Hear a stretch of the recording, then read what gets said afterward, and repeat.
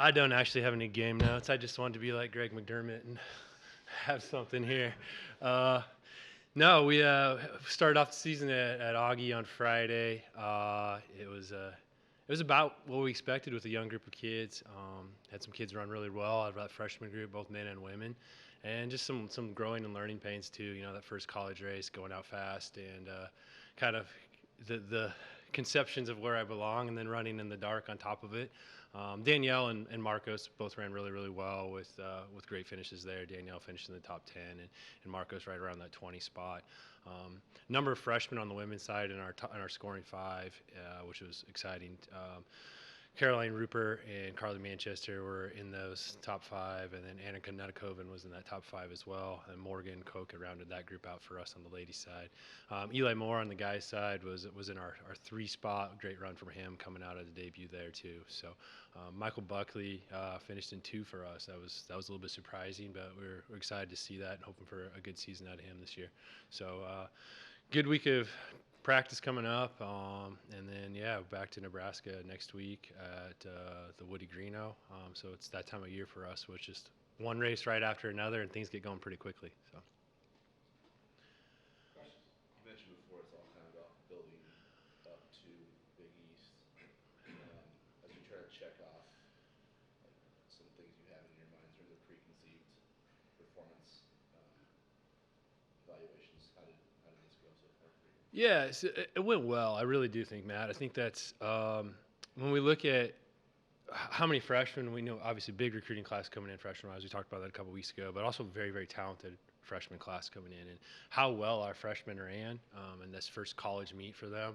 That's exciting. You know, we look at like on the guys' side, we look at where we are, and Coach Fairs and I've talked. You know, in the next couple years, out of the people graduating out of that guys' top seven, you know, the next couple of years, we're only graduating one or two guys out of that top seven that are going to be in that group on a regular basis. So for that to come up and those kids to perform well, the same thing on the ladies' side. You know, obviously Danielle Morgan and Liz Kettler were in that top seven for us this past week, and we'll graduate Danielle and Liz.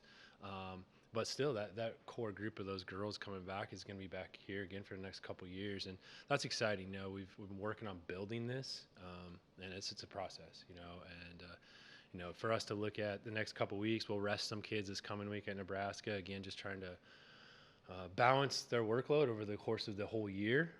Freshmen moving up in distance and those things, to expect them to run longer than they've ever run before and do it week after week is tough. So we'll balance some workload over the Nebraska meet and the Missouri meet.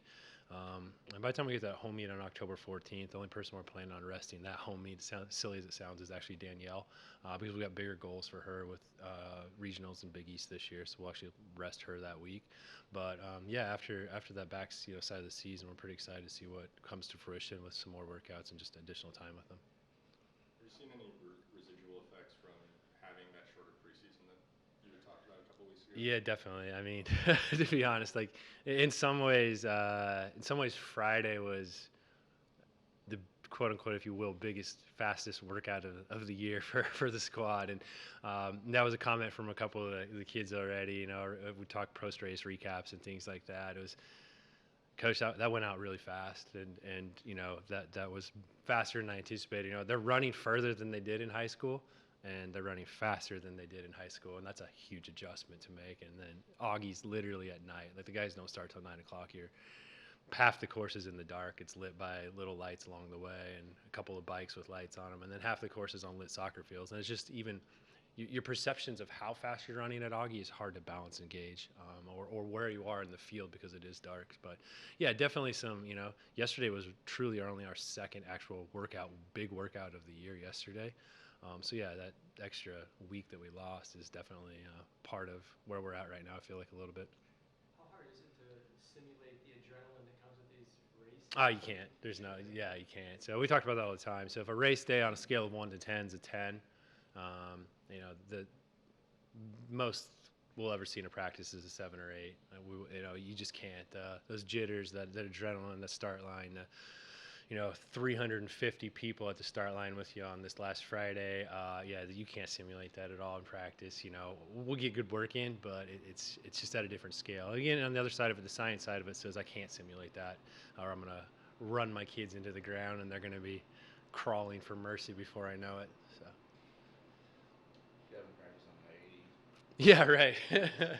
No, it's yeah. We try to do the best we can. Whether that's some of the ladies will run with. We have some guys that are students here at Creighton who are just like women's basketball as a practice player, women's volleyball as a practice player. We have some guys that are students here to help our ladies through some workouts. And then sometimes even with our guys, we break up groups and use different intervals and things like that to work on pushing the pace and things like that. But it's a process, and yeah, you can't simulate race day too well always. So. Any other questions? All right, appreciate you guys. Have a great week. You do.